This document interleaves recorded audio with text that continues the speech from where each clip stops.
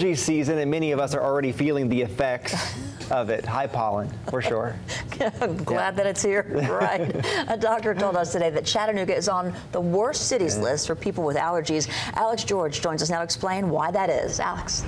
Yeah, Kim, well, it really comes down to the way that the city is set up. The allergist I spoke to says we're kind of sitting in a bowl between the mountains, and that's why we collect pollen.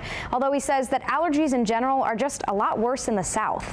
Spring is here, which means a runny nose. It can hardly breathe. My eyes get real itchy. It's allergy season. In Chattanooga, about 50% of the population will suffer from some type of allergy. The nature the city has to offer is beautiful, but also means there's a price to pay. People are suffering. The pollen counts are astronomical. Dr. Levin says the typical spring pollen count is in the hundreds, but in the scenic city this week, in the 1700s over the weekend, it was 2,200 yesterday, 1,850 today.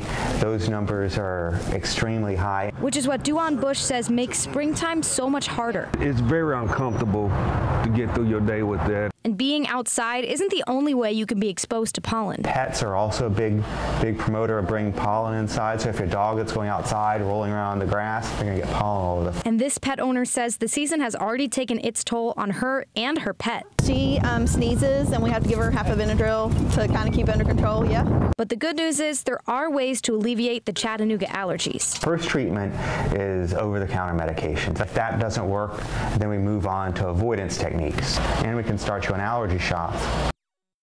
The doctor told me that allergy shots are recommended for long-term relief, but he says there are over-the-counter medications that can act as a Band-Aid solution.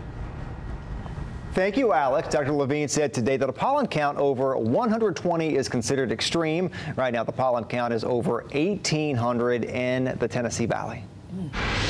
Well, happening tonight, city leaders